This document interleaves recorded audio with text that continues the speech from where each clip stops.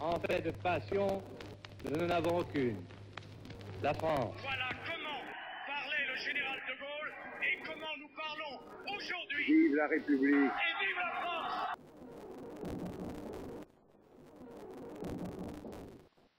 François Hollande, né le 12 août 1954 à Rouen, en Seine-Maritime, est un homme politique français, élu président de la République le 6 mai 2012. Fils d'un médecin ORL, militant et plusieurs fois candidat malchanceux d'extrême droite, défenseur de l'Algérie française et proche de l'OAS, François Hollande a toujours su vivre sans complexe, son embonpoint variable ne l'empêchant pas de vivre sa culture polygame. Non, il ne s'agit pas d'une parodie du Petit Robert, mais bien de ce que nos enfants pourraient lire dans les livres d'histoire d'ici quelque temps si le gouvernement cédait aux petits caprices de sa porte-parole, Najat Vallaud-Belkacem, qui s'est entiché cette semaine d'une idée bien saugrenue, celle de passer en revue tous les manuels scolaires et préciser dans ceux-ci la sexualité des personnages de l'histoire de France. Est-elle bien sérieuse? Oui, j'en ai peur.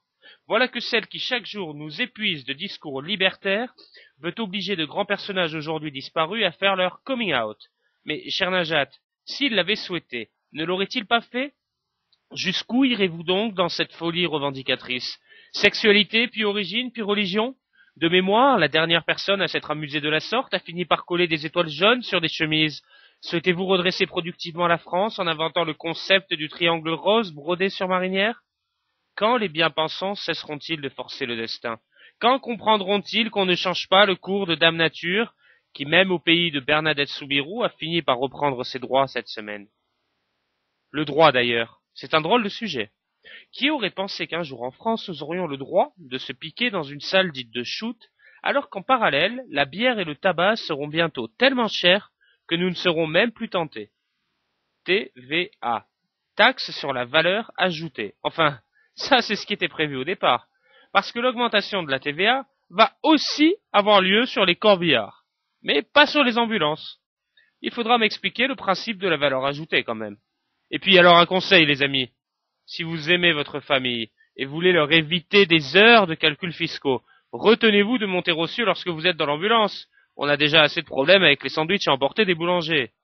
Remarquez, venant de Marisol Touraine, il ne faudrait guère s'attendre à trop de cohérence. Crier honte au dépassement d'honoraires, se faire passer pour Mère Teresa lorsque son propre frère facture 150 € la consultation. Bref. En parlant de cohérence et malgré les tentatives de camouflage de ces dames, n'oublions pas ces chers messieurs.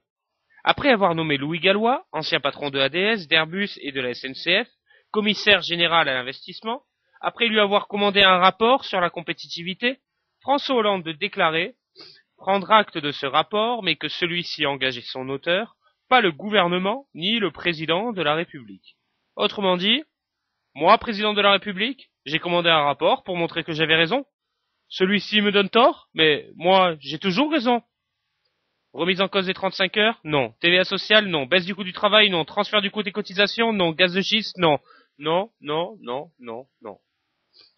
Outre le mépris affiché des expertises, pourtant commandées à une personnalité des plus qualifiées pour les fournir, on peut aisément s'imaginer que François Hennequot soit tout simplement dans le déni de la réalité et le rejet de toute similitude avec Nicolas Sarkozy. J'entends d'ici les conversations de l'Élysée. Comment? Une mesure Sarko? Non, Jean-Marc, impossible. Tu as raison, François, c'est impossible. Michel, qu'en penses-tu?